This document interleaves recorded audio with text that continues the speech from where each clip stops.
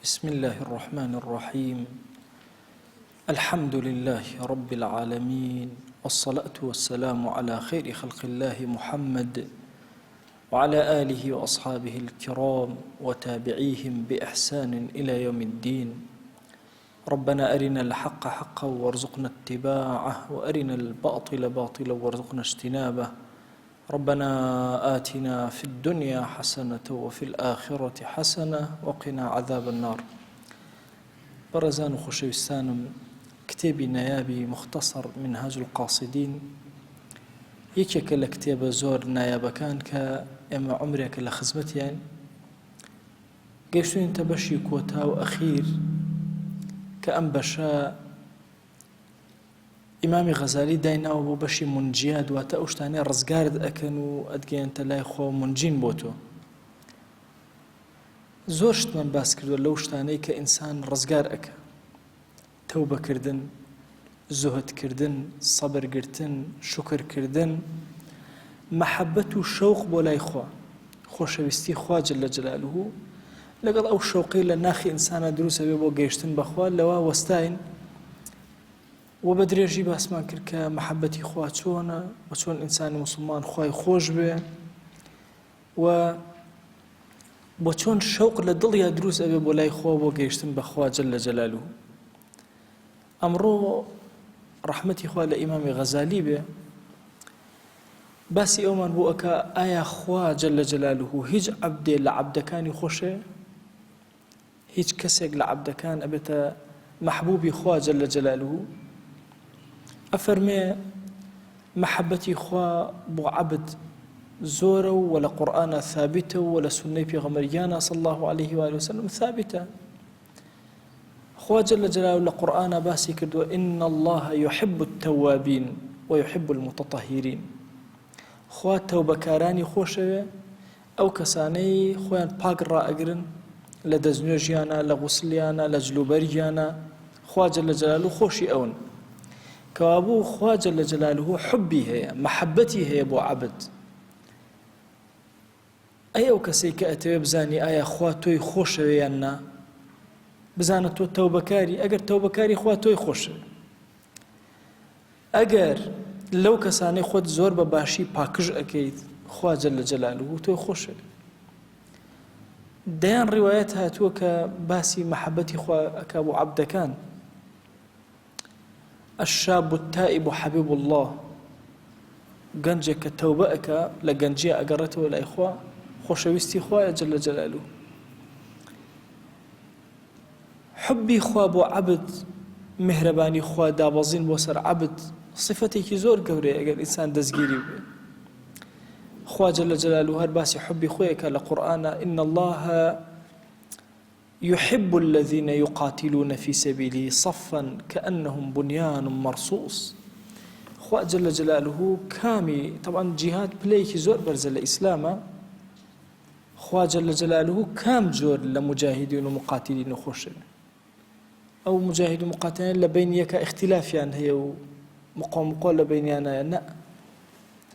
إن الله يحب الذين يقاتلون في سبيله صفا بيك صف ضل يعني صاغ لقل يكترا كأنهم بنيان مرصوص.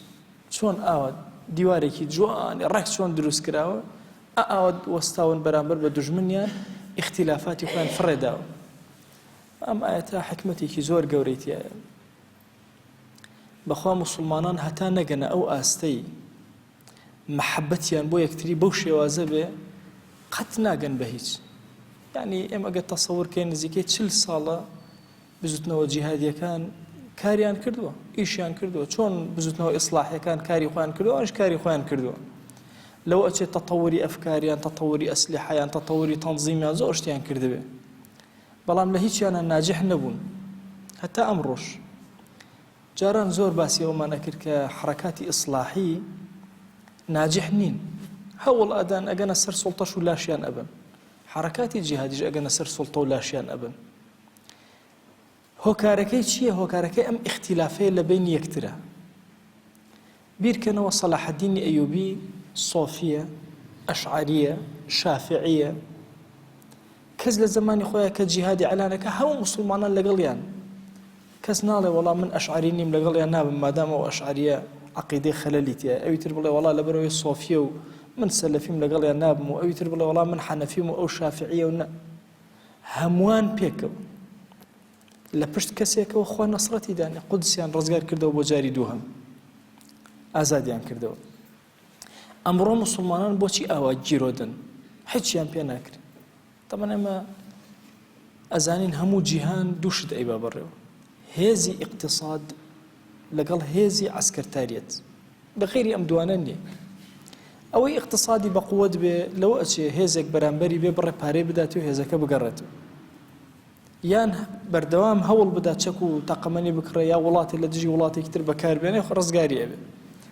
ما عدا ئەوە جیهان بە هێز و چەک ئەچێ بەڕێ ئیسلامی وەکو حەزارەتێکی گەورە نزیکەی 400 ئاەتی قورئانی پیرۆز باسی جیهاد و قیتال و ئەوانە ئەکرد بۆ چونکە مسلمان کەسێکی بێنینۆک نییە داما و هەرزە نییە یعنی هیچی پێ نەکرێ سەری ئێستا مەکەن مسلمانان هەموو وەکو لە سژنێکی گەورە بین ئاوایە کافران و بێدینان هەموو کۆبوونەتەوە لەسەرمان نا ئەگەر کاتێ مسلمانان دڵیان یەک کەوت بە تەواوی ڕێک بوون سەفێکی واحد بوون ئەو کاتە مەحەبەتی خوا بەسەریانە دا ئەبارێ نەسڕەتی خۆیان بۆ دێ حتا ئەم حاڵەتەش دروست نەبێ هەرچی هەوڵێک بدەی سبحان الله نەجاحەت ناهێنێ ئەبێ هەوڵ بدەی دڵی مسلمانان یەکەوێ حەسەد و حەقد و کینە و بغض و ئەمە هیچ ئیسفادەی بە مسلمانان ناگەێنێ تەنها زەرەر جار بەجار بەرەو دواتر یینەوە ئەبێ هەمومان چەکوشکاری خۆمان بکەین هەتاوەکو بینە بەردێکی جوان بۆی بشێن بۆی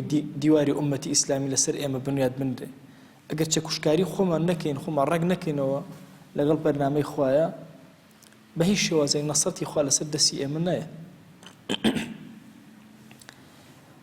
کاتێک کە یەهود و نەسارا بەتایبەتی یەهود ئەیان و نحن أبناء الله وأحباؤه ئێمە کوڕانی خوین و خۆشەویستەکانی خوین قەومی مختار و هەڵبژاردەی خوین خوا جەل جەلالهو لە قورئانە جوابیان ئەداتەوە قل فلم يعذبكم بذنوبكم بۆچی خوای گەورە بەهۆی گوناهەکانتانەوە عقوبەتان ئەدا عەزابتان ئەدا هۆکارەکەی کەوابوو ئێوە خۆشەویستی خودا نین کێن ئەوانەی خۆشەویستی خوان قل إن كنتم تحبون الله فاتبعوني يحببكم الله ئەگەر ئێوە خواتان خۆشەوێ شوێن من کەون پێغەمبەری خوا صلی الله عليه و آله وسلم شوێن کەوتەی پێغەمبەری خوا صلی الله عليه و آله وسلم يحببكم الله ئەبێتە مایە ئەوەی کە خوا تۆی خۆش بێ ئەگەر ئەتەوێ بزانی خوا تۆی خۆشەوێ یان نا بزانە چەنێ سنت جێبەجێ ئەەکەی چەنێ سنت لای تۆ خۆشەویستە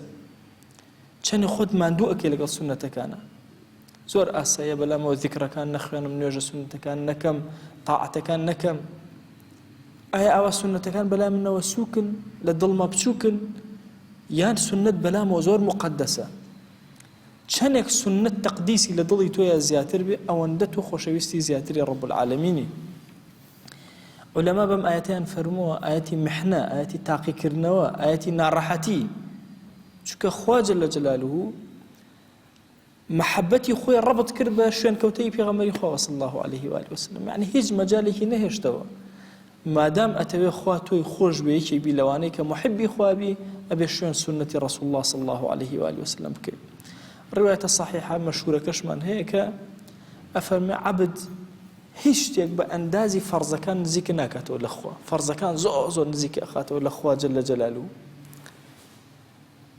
ئەوەی کە لە دوای فەرزەکانەوە بەردەوام نزیکت ئەخاتەوە لە خوا جەل جەلالهو نەوافیل و سنەتەکان لە ڕوایەتەکە ئەفەرمێ ئەوەندە عەبدەکە سنەت ئەکا سنەت جێبەجێ ئەکا جل لەبەر ئەکا بە سنەتەوە دەمودانی ئەشوا بە سنەتەوە نان ئەخوا بە سنەتەوە تاوی ئەکا نان بە سنەتەوە قومی ئاو ئەخوا بە سنەتەوە دائنیشە و بسم اللهیکی لێ ئەکا و بەسێ قوم ئەیخوا یعنی هەموو ژیانی ئێمە مرتبطە بە سنەنی پێغەمبەری خوا صلی الله عليه و آله وسلم حتى پێڵاوێ لە پێ ئەکا بە سنەتەوە دای ئەنێ بە سنەتەوە ئەخەوێ بە سنەتەوە هەڵەسێ بە سنەتەوە تەنانەت ئەچێتە سەر ئاو بە سنەت دەرئەچێ بە سنەت نظام و حکم و سیاست و دنیاداری و هەرچی ئەکا لەگەڵ سنەتە ئەفەرمێ ئەم کەسەی کە ئاوا زۆر سنەت جێبەجێ ئەکا كنت سمعه الذي يسمع به وبصره الذي يبصر به ئەفەرمێ ئەبمە ئەو چاوەی کە پێی بیناکە شتی پێ ئەبینێ، ئەبمە ئەو گوێی کە پێی ئەبیستێ، ئەبمە بیسای ئەو، ئەبمە بینای ئەو.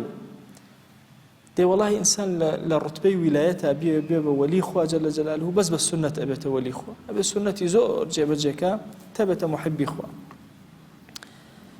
لە ڕوایەتێکە هاتووە ئەگەر خوا جەل جەلالوهو عەبدێکی خۆشویست ئیبتیلایەکە، تاقیەکاتەوە، تاقی دەیان تاقیکردنەوەی بەسەرە ئەهێنێ هەتاوەکو ڕێک بێتەوە. أحسب الناس أن يتركوا أن يقولوا آمنا وهم لا يفتنون. ئایا خەڵکی پێیان وایە بەزەوەنە بڵێن ئیمانمان هەیە و تەواو ئیتر خوا ئیمتیحانیان ناکات، تاقییان ناکاتەوە، تووشی فیتنە نابن. نا، کە ئەڵێی ئیمانم هەیە ئەنواع جۆری ئیمتیحانت بۆ دێ. احتیمالی هەیە لە ژیانە تۆ نەخۆشی ڕوتێ بکە، ئیمتیحانی خۆی بزان لێی دەرەچی یا دەرناچی. نا لەش ساغی هەیە، زۆر لەش ساغە، حیج نەخۆشیێک ناگری، ئەوە هەر ئیمتیحانە. بێپارەی هەر ئیمتیحانە، بە پارەی هەر ئیمتیحانە. ئازاد و سەربەستی هەر ئیمتیحانە، لە سژنا و ژێردەستەی هەر ئیمتیحانە. هەر موسیبەتێ لەم دنیا ڕووی ئەکاتە تۆ ئیمتیحان. هەمووی بۆ ئەوەیە بزانێت چۆن ڕێک ئەبیتەوە. بۆی ئەفەرمێ إن الله إذا أحب عبدا ابتلاه. هەندێک وای لێ تەگەیشتون کە ئیبتلاه یعنی تووشی بەڵایەکە. ئیبتیلا ئیمتیحانە، تووشی بەڵابوون نییە. لەوە ئەچێ خوا ئیبتیلایکە بە لەش ساغی، ئەوە ئیبتیلا. لەوە ئەچێ خوا یعنی ئیبتیلایکە بەچی ئیمتیحانیکە بە پارە زۆری. مەبەس ئەمە نییە لە ئیبتیلا تووشی بەڵا ئەبێ، نە تووشی ئیمتیحان ئەبێ. ئیمتیحان ئەنواع جۆری ئیمتیحانیەتە پێشەوە بۆی هەتاوەکو ساغە بێتەوە، ڕێکە بێتەوە، چاکە بێت. ئەی گەورەترین علامەتی خۆشەویستی خوا بۆ عەبد چییە؟ ئیمامی غەزالی ئەفەرمێ گەورەترین علامەت حسن التدبیر له، ئەوەیە خوا خۆی کارەکانی بۆ ڕێک ئەخا، يربيه من الطفولة على أحسن النظام. هەر لە مناڵەوە لەسەر باشترین نظام خوای گەورەی ئەکات و گەشەی پێت. بۆی ئەو کەسەی لەلاو ئیمانە گەورە ئەبێ، زۆر گەورەیە، بە نظام گەورە ئەبێ. سەری ئەم زەمانە مەکەن، ئێمە ئومەتی ئیسلامی نظامەکانیان تێک داوین، هەموو نظام، حتا نظامی خەومان تێک چووە. ئومەتی ئیسلامی زوو ئەخەون، زوو هەڵەسن، ئێمە درەنگ ئەخەوین، درەنگ هەڵەسین.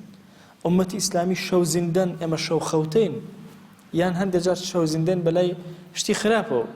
نا، ئومەتی ئیسلامی قەت زۆر ناخوا، هەمیشە کەمەخوا، بۆیە تەندروستی زۆر بەهێزە. یعنی هەموو شتێک لە ئومەتی ئیسلامیە سبحان الله موەزەعە. یعنی ئومەتی ئیسلامی بە نظام، بۆی هەر مناڵێ بە نظام گەورە بوو، مناڵێکی زۆر ناجەح دەرەچێ. هەموو حیاتی خۆت بکەرە نظام. یعنی ئێمە لە هەندێک جار نظام لەلای ئێمە پێوتێ ڕۆتینیات، یعنی شتێکە ڕۆتینیە هیچ نییە، بەڵام نا، ڕۆتینیات بەشێکە لە نظام. بڕیار بێ مەسەن سەعات ئەوەندە نان بخۆی، هەر سەعات ئەوەنە نان پێش و پاشی مەخ. بڕیار بێ مەسەن سەعات ئەوەنە بخەوی، هەر سەعات ئەوەنە بخەوە، ئەو بکە بە نظامێکی ژیانت. بڕیار بێ ئەوەندە هەستی، ئەوەندە هەستە. هیچ شتێک، هیچ خەسڵەتێک نییە لە ئینسانە قابلی گۆڕانکاری نەبێت. کێ زۆر ماندوو ئەڵێ نوێژی بەیانی خەبەرم نابێتەوە، بیکە بە نظامی ژیانی خۆی خەبەریە بێتەوە. کێ ئەڵێ ناتوانم شەو نوێشکەم، بیکاتە نظامی خۆی ئەتوانێ. ئەوەی کە ناتوانە قورئان بخوێنە، بیکاتە نظامی خۆی ئەتوانێ.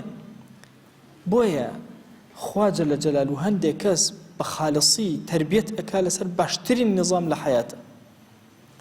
تەمەڵی هیچ ئینسانێک نییە لە هەموو ڕوویەکەوە تەمەڵ بێ، هیچ ئینسانێکیش نییە لە هەموو ڕوویەکەوە ئازاد.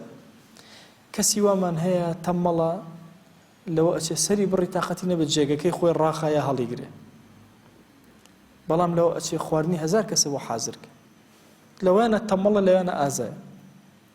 هەموو ئینسانێک تەمەڵی و ئازادی تیا موەزەعە. ئەو سیفەتانەی ئازایەتی لە تۆیە هەن، برەویان پێ بدە، گەشەیان پێ بکە، گەورەیان کە. ئەو سیفەتانەی تەمەڵی مەهێڵە لە خۆتە، وردە وردە چارەسەریان کە. ئەمە ئەکاتە ئەوەی ئینسان لە مجاهدا بێ هەتا ئەو ڕۆژەی ئەمرێ، لە تەربیەی نەفسا بێت تا ئەو ڕۆژەی ئەمرێ.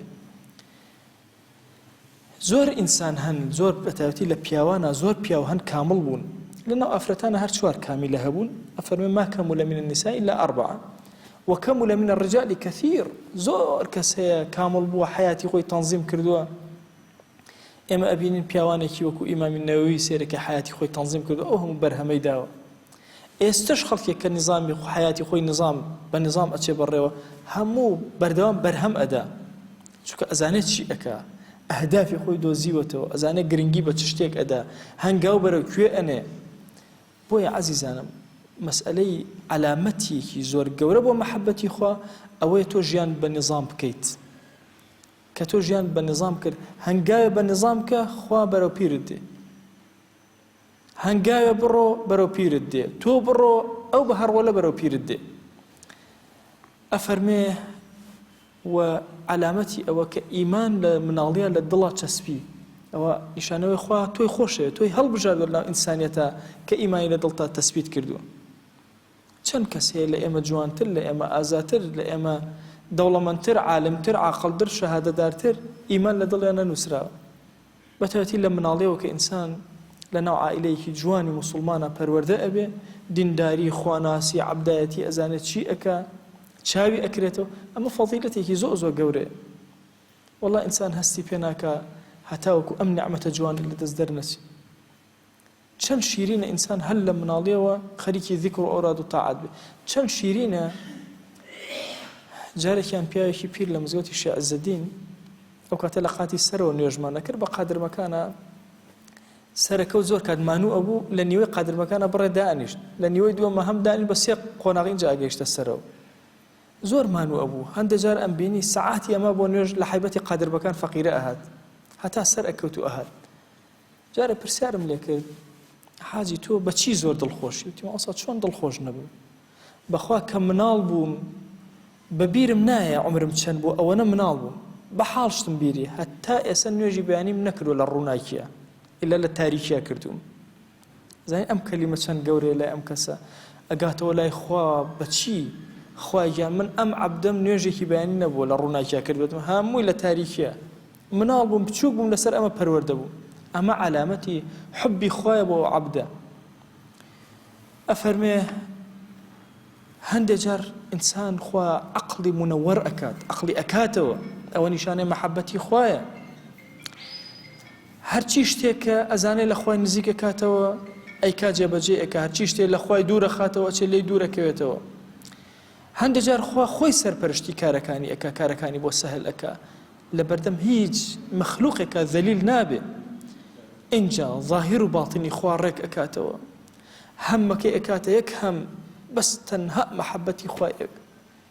هەر ئەوێ خوا جەل جەلالەهو مەحەبەتی زیادکە، دەی هەر کاتێک مەحەبەتی زۆرتر بوو ئەوەندە زیاتر مەشغوڵە بە ڕەب العالەمینەوە، ذیکری ئەو ئەکا، یادی خوا ئەکا، لەگەڵ خوایە ئەژی. ئەمە علامەتێکی زۆر گەورەیە بۆ مەحەبەت. ئێمە سوپاسی خوا ئەکەین لە ناو میلەت و قەومێکە چاوەکانمان هەڵهێنا، لە ناو عائیلە و دایک و باوکە چاومان هەڵهێنا، خەریکی دینداری بوون، خەریکی تاعات بوون، خەریکی نوێژ بوون. لەوە چێ لە سەرەتای حیاتمانەوە ئێمە وەکو تەقلید هەندێک شتمان وەرگرت بێ، بەڵام دوایی چاوەکانی دڵمان کرایەوە، زانیمان هەمووی حەقیقەتە. لە کاتی موسیبەتە بینیمان ڕەب العالەمین چۆن بەدەممانەوەیەت، لە کاتی ناڕەحەتیە بڕواکەن ئێستا هەموو میلەتی کورد مەشغوڵە بە مەعاشێکەوە، ئاخۆ بێیان نەیە، ئەرە وەڵا پارەکە هادیان نەهات، ئەوە هۆکاری ضعفی ئیمانە. ئەگەر نا هەرچی مەعاشە بە هەمووی فەوتێ. کێ ڕازقی منە؟ بۆ ڕزقی ئێمە بەدەست ئەمانەیە، وەڵڵا بەدەست ئەم مرۆڤانە بۆیە هەرزوو مردبوون لە برسا هەمومان. چۆن هەناسەمان بەدەست ئەوان نییە، وەڵڵاهی ڕزقمان بەدەست ئەمانە نییە.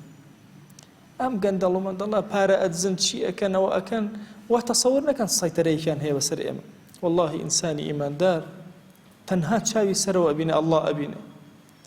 بۆیە کاتێک کە خەمی ڕزقیەتە پێشەوە ئەم خەمی نییە، خەمی گرانیەتە پێشەوە ئەم خەمی نییە، چونکە ئەزانێ خاوەنێکی کەون و کائینات هەیە، وڵاتەکەی حتا داگیر بکرێ ئەم هیچ غەمی نییە، ئەزانێ دەستێکی معنەوی هەیە لە پشتەوە کارەکان ئەمە بەڕێوە. کاتێک تەتار و مەغۆڵ هاتن بەغدایان داگیر کرد، هەندێک لە ئەولیای گەورە زۆر هەوڵیان دا هانی خەڵک بدەن و جیهادکەن و جیهادیان نەکرد. کە داگیر کرا حەفەظەی قورئان، مەلای زۆر، عالمی زۆر گەورە، هەمویان وجەها وتیان با وجەها کۆبنەوە، ئێمە وەعدتان ئەدەینێ کە کەلوپەلی خۆمان نەبین و شارەکەتانەوە بەجێڵین. هەموو وجەهایان کۆ کرد، هەمویان کوشتن. هەندێک لەو ئەولەیانە کە دوعایانە کردیان خوا ئیجان ئێمە ئەزانین گوناهێکمان کردووە کە ئەمانە و زاڵ کردووە بەسەرمانە خۆی تۆبە ئەکەین لەو گوناهە کە نازانین کامەیە ئەم بەڵایەمان لەسەر لاب بڕواکەن ئەم گەندەڵ و پیسانە کە حکمی ئەم وڵاتە ئەکەن هۆکارەکەی گوناهی ئێمە والله ئەگەر ئێها فەرمایشتەکە فەرمێ کەما تەکوونوا یوەلا عەلەیکم ئێوە چۆن بن خوا کەسی ئاوا ئەکاتە گەورەی ئێوە بەخوا ئەگەر ئێمە ڕازگۆ بین ئەهلی مزگەوت ئەهلی خواناسی دیندار بین بەهێز بین لە خواناسی و تاعەتمانە بەخوا ئەمانە قەت ناتوان حکمی ئێمە بکەن ئێمە خەلەلێکمان هەیە بۆیە ئەمانە حکممان ئەکەن خەلەلێکمان هەیە بۆیە ڕزقمان کەم ئەبێتەوە بەرەکەت لەسەر زەویە خەریکە نامێن ئەبێ ئێمە تەوبە بکەین بگەڕێنەوە صادق بین لەگەڵ خۆیان ڕازگۆ بین ئەمە ئەوە ناگەێنێ موسڵمان دەست بگرێ بە کڵاوی خۆی بای نەی بە هەچ کەس هات حکمیکە ناوەڵڵا موسڵمان دژی هەموو زاڵمێکە پەیامی پێغەمبەران عەلەیهیمو السەڵات وەسەلام هەمووی دژی هەموو گەندەڵ و زاڵمێک وەستاونەتەوە بەڵام دەستە حکمەتەکە و پشتەکەی ئەبینین خەلەلێ لە ئێمە هەیە بۆ تووشی ئەم حاڵەتانە ئەبین بۆیە هەر یەکێک لە ئێمە بینی خۆی خوا بۆی مەحەبەتی خوا بەدەست بێنێ ئەبێ زۆر ئازایانە خەریکی تاعەت بێ خەریکی خواناسی بێ خەریکی تەوبە بێ ئەمە علامەتی مەحەبەتی خوا بۆ ئێمە ئەی ئێمە ئایا چۆن خوامان خۆش بێ جەل جەلالوه زۆرن ئەوانەی کە ئیدعای ئەوە ئەکەن خۆیان خۆش ئەوێ ئەی هاوا چەند ئاسانە بڵێ خوام خۆشەوێ ئەم کەلیمە چەند ئاسانە بەڵام معنای ئەم کەلیمە زۆر قورسە چەند کەس هەیە شەیطان خەڵەتانوێتی بە زمان و توێتی و نەفسی خۆی خەڵەتانوێتی ئیدعای مەحەبەتی خوا ئەکە و هیچ علاماتێک لە علاماتەکان لە خۆیان شک نابە بورهان و بەڵگەیەک نییە لەسەر ئەوەی کە ئەم خوای خۆش بێ جەل جەلالوه یەکێک لە بورهانە زۆر بەهێزەکان و بە قووەتەکان لەسەر ئەوەی کە تۆ خوات خۆشەوێ ئەبێ زۆر حەسکەی بە لیقای خوا شاد بی ئەبێ زۆر حەسکەی بچیتە ناو بەهەشت بۆ بینینی خوا جەل جەلالوه ئەو هەموو جەماڵەی خوا لەسەر زەویە ئەبینی ئەبێ زۆرت خۆش بێ هەتاوەکو جەمیلی حەقیقی ئەبینی ئەفەرمێ هیچ تەسەور ناکرێت دڵێک خوای خۆش بێ مەحەبەتی خوا لە دڵیا بێ و حەز نەکا کە بە لیقای خوا شاد بی لەوە چێسە پرسیارە بێتە پێشەوە بڵێن والله ئێمە حەز ئەکەین بە لیقای خوا شاد بین ئەی بۆ ڕقمان لە مردنە ئەم پرسیارە وەجیهە بۆ ڕقم لە مردن ئەبێ کە حەز ئەکەم بگەمە حوزوری خوا جەل جەلالوه ئینسان و سەلەفی ساڵحیش هەروە بوو هەندێکیان مردنیان خۆش ویست و هەندێک خۆشیان نەویست و حەزیان نەکردووە بمرن ئیمامی غەزالی ئەفەرمێ هۆکاری ئەمە چییە کە تۆ حەز ناکەی بمری ئەفەرمێ هۆکاری ئەوە هەر چۆن سەلەفی ساڵح هەیان بووە حەزی نەکردووە زوو بمرێ هەتاوەکو عەبدایەتی زۆرتر کرد لە خوا زیاتر نزیک بێتەوە هەیانە حەزی کردووە درەنگتر وەفاتکە هەتاوەکو گوناهانی هەیەی تەوبەیان لەسەر کە سادیقانە دڵی دامەزێ کە خوا لێ بوراوە شەرمی کردووە بە حوزوری خوا شاد بێ بۆیە پێی ناخۆش بە بمرێ ئەگەر نا مردن سەرەتایەکی زۆر گەورەیە بۆ ژیانێکی زۆر خۆش ئێمە زۆر کات خۆشەویستێکمان کە وەفاتەکە جاری وایە زۆر عاجزە بێ دڵمان بەس ئەگەر بزانین شوێنەکەی خۆشە دڵمان ئارامە بێتەوە هەر یەکێک لە ئێمە ئایا ئەو خزمانەی کە ڕۆشتون زۆرترن یا ئەوانەی کە ماون ئەوانەی کە ڕۆشتون زۆرترن هەر یەکەمان چەندین بەوە باپیری هەیە لەسەرەوە هەموویان چاوەڕێ ئەکەن چەند ئەقریبا و خزمی گەورە گەورەی هەیە عەشرەتێکی گەورە چاوەڕێ ئەکەن ئەم عەبدە جوانە بێتە سەرەوە وەکو وایە ئینسان عەشرەتی خۆی بدۆزێتەوە ماوەسام کەریم مدەڕیز لە یەکێ لە کتێبەکانیە ئەڵێ نەمەزانی عەشرەتی خۆم کامە ئەڵێ زۆر گەڕام زۆر پرسیارم کرد باوکم عەشرەتێکی گەڕۆک بوو نەمەزانی لە کام عەشرەت ئەڵێ کە عەشرەتی خۆم دۆزیەوە کە هەندێک پیاوی پیرم دۆزیەوە کە باپیری منیان ئەناسی فەتاحی باپیرم دوایی باوکمیان ئەناسی محەممەدی باوکم ئەڵێ زۆر دڵم گەش بوو زۆر سوپاسی خۆم کرد کە ئەو عەشرەتەی خۆم دۆزیەوە وەکو وا بوو جارێکتر لە دایک ببمەوە بەخوا مردنیش ئاو هەیە عەشرەتی خۆت لەوێ ئەدۆزیتەوە بۆیە ئینسان زۆر کات ئەگەر بزانێ ئەم کەسەی کە لێ ڕۆشتۆ بەرەو لای خوا ڕۆشتۆ بەخوا دڵی ئارامەگرێ مانوو نابێ دەی ئەفەرمێ بۆیە ڕقمان لە مردن ئەبێتەوە هۆکارەکەی ئەمەیە هەر چۆن سەلەفی ساڵح حەزیان کردووە پاک بنەوە ساف بنەوە اینجا بە حوزوری خوا جەل جەلالوه شاد بن یەک پرسیار ئیمامی غەزالی وەڵامی ئەداتەوە لە خزمەتانە باسی یەکەم و کۆتایی بە دەرسەکەی ئایا کەسێ خۆی خۆش بێ گوناهەکە؟ کەسێ خۆی خۆش بێ عسیانی خۆ ئەکە؟ ئەفەرمێ باشە ئێمە جاری وا هەیە بە دڵ خۆمان خۆشە و عەلامەتیش هەیە لەسەر ئەمەی کە خۆمان خۆشە، بەڵام کەچی تووشی گوناهە بێ لە قسەمانە لە دڵمانە لە خەیاڵمانە لە کردەوەمانە تووشی گوناهە بین. ئەفەرمێ بیرکەنەوە لە کەسێک هیچ نییە هیچ کەسێک نییە لەسەر زەویە لەش ساغی خۆش نەوێ، هەموو کە لەش ساغی زۆر خۆشە. کەسی وا هەیە پێ ئەڵێن کاکە گیان شەکرت نابێ شەکر بخۆی کەچی هەر لێ ئەخوا لەش ساغی خۆشی زۆر خۆشە، زۆر حەزەکە لەش ساغ بێ ئەو نەخۆشی نەمێنێ، بەڵام شەهوەت زاڵە بێ بەسەریە تەحەمولی نییە ئەیخوات. ئەفەرمێ مەحەبەتی خوا جەل جەلالوهو بە هەمان شێوازە. والله جاری وا هەیە لە دڵتا ثابت تەواو دامەزراوە خوات زۆر خۆشەیە، بەڵام تووشی هەڵا بێ هەرچۆن ئەم کەسە بە هەمان شێواز سحەتی خۆی زۆر زۆر خۆشەیە ثابتە لە دڵیە، بەڵام تەحەمولی نییە هەندێک جار لە بەرامبەر شیرینێکە سەیرێکی شیرینێکی زیاتر ئەخۆ. یان هەندێک جار جەهلی هەیە، ئەم کەسە جەهلی تەواوی بەو شتە هەیە، نازانێ خوا چەند ئەڕەنجێنێ بەم شتە، بۆیە دەستی بۆ ئەبا دوای زۆر شەرم ئەیگرێ. بۆیە ئیماندار لەسەر مەرگا مردنی بە عەرەقەی نێوچەوانەتی شەرمەکە لەخوا. المؤمن يموت بعرق جبينه. سیرەکە ئەم هەموو عسیانەی کردووە و بە دڵیش خوای خۆشەوێ ئێستا ئەزانێ بەرەو لیقای ئەو ئەڕوا نزیک بووەتەوە لێی اینجا عەرەقەکاتەوە لە بەردەم ڕەب العالەمین. هەومان داستانی ئەو عەبدەمان بیستووە کە کوڕەکانی خۆی کۆ کردەوەتی ڕۆڵەکانم وەرن کە مردم جوان جوان بمسووتێنن، خۆڵەمێشەکەم بێنن باش وردیکەن، بەناو بەحرا بڵاوی کەنەوە بەسەر بەحرا با بڕوە. ئەڵێ کاتی ئەم عەبدە ئەمەی جێبەجێ کرد ڕەب العالەمین زیندوی کردەوە ڕایگرت، ئەی عەبد بۆچی ئەم کارت کرد؟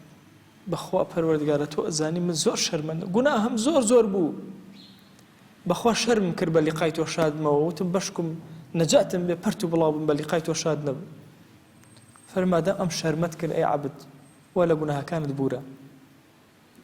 تەسەووەر کە ئەو کەسەی کە شەرمەکە لەخوا با گوناهیشکە، بەخوا مەحەبەتەکە لەگەڵ گوناها متەضاد یەکتر نین، ئەوە تووشی شەهوەت بوو. وی لە دوعاکانتا دایە بڵێ خوای گیان من بە عینادی گوناه ناکەم، بەخوا پەروەردگارە قەت عینادی لەگەڵ تۆیان ناکەم کە گوناهەکەم یا ئیلاهی عەفوم کە نازانم بۆیە ئەیکەم، لێم تێکەچێ یا ئیلاهی شەهوەت زاڵەوێ بەسەر ما زەعیفم، خۆی خۆم پێ نەگیرا گوناهەکەم کرد، خوا عەفوم کە یا ڕەبی. چونکە ئێمە کەسمان بە عینادیەوە گوناه ناکەین، هەومان خوامان خۆشەوێ لە دڵمانە چەسپیوە تکە تووشی هەڵەوکەم و کوڕێکیش ئەبین هۆکارەکەی ئەوەیە کە شەهوەت بەسەرمان نازاڵ بوو. خوای گیان داوات لێ ئەکەین یا ئیلاهی بە ناوی جوانت بە صیفەتی بەرزت بە ئیسمی عەظەمت بمان گێڕە لەو عەبدانەی کە خۆت هەڵت بژاردون بۆ ئەوی خۆشت بوون. خوای داوات لێ ئەکەین خۆشەویستی خۆت بەسەرمانە ببارێن، هەڵمان بژێرە یا ئیلاهی بەوەی کە بتوانین عەبدێکی صالح و صادق و ڕازگۆ بین لەگەڵ تۆیە یا ڕەب العالەمین. خوایە هەڵە و کەم و کڕیمان زۆرە، بەخوا پەروەردگارە لەم زەمانی فتنە ئەنواع جۆری گوناه بۆ تۆ بەرزەکەینەوە، زمانمان ڕەش، دڵمان ڕەش، چاومان ڕەش، گوێکانمان ڕەش، دەست و قاچمان ڕەش، داوێن و عەورەتمان ڕەش. یا ئیلاهی تەنها شتێ شکبەرین مەحەبەتی تۆیە لە دڵمانە و داوات لێ ئەکەین بۆ مەحەبەتێک کە لە دڵمانەیە. خوایە لێبوردەی خۆت بەسەرمانە ببارێنە، عەفوی خۆت بەسەرمانە ببارێنە، لێمان خۆش بە یا ڕەب العالەمین. خوایە تۆ ئەو عەبدانەت خۆشەوێ کە تەوبە ئەکەن و ئەگەڕێنەوە، خوایە بمان گێڕە لە تەوبەکاران، بمان گێڕە لەو کەسانەی کە بەهۆی تەوبەکانیانەوە مەحەبەتی خۆت بەسەریانەدا ئەبارێنی. خوایە لە گوناهی دایک و باوکمان ببوورە، لە گوناهی خزم و کەس و کارمان ببوورە، لە گوناهی مامۆسا و قوتابیمان ببوورە. یا ئیلاهی هەڵەیەک کەم و کوڕێک لە ژیانە کردومانە پەروەردگارە مەیکەرە مای نیقمت بەسەرمانەوە لە نامەی ئەعمالمانە بیسڕەوە یا ڕەب العالەمین. خوای گیان داوات لێ ئەکەین بە گەورەی خۆت لە گوناهی مردوەکانمان ببوورە، لە گوناهی ئومەتی پێغەمبەری خوا صلی الله علیه و آله وسلم ببوورە. خوای گیان مردوویەکی زۆر لەم ئومەتا هەیە کەس نییە دوعایان بۆ بکە و ئێمە لەم منبەرەوە دوعایان بۆ ئەکەین یا ڕەبی خوای لە گوناهی هەمویان ببوورە. یا ڕەبی خوای تۆ خۆت ئەزانی ژیانی ئەمڕۆ زۆر سەخت بووە، هەر یەکەمان کۆمەڵ داوای زۆرمان هەیە لە تۆ، یا ئیلاهی زمانمان لاڵە لەوتنی هەموو داواکانمانە ئاگال لە دڵمانە خوایە دڵمان ئەکەینەوە بۆ تۆ خوایە چی چاکە بۆ دینمان بۆ دنیامان بۆ ئاخرەتمان پێمان عەتاکە یا رب العالمین خوایە ئەوەندە حەڵالمان بدەرێ محتاجی حەراممان مەکە یا ربی خوایە ئەوەندە حەڵالمان بدەرێ محتاجی حەراممان مەکە یا ربی خوایە بە ئومەتی ڕەسوڵ الله حسابمان کە بە شوێن کەوتەی ئەو قبوڵمان کە لەژێر سێبەری ئاڵای ئەوە حەشرمان کە یا ربی خوایە سەلامی ئەم مەجلیسە ئێمە بگەێنە پێغەمبەری خوا صلی الله عليه و آله وسلم صلواتی بۆ ئەنێرین صلواتەکانمان بگەێنە ئەو خۆشەویستەمان یا ئەکرەم الأکرەمین یەک ناومان لە خزمەتیا بێنە یا ئەکرەم الأکرەمین وصلى الله على سيدنا محمد وعلى آله وصحبه وسلم تسليما كثيرا أبدا إلى يوم الدين خوي يقول لقناه من الشيء وجبوري وخالي من قبولك يا رب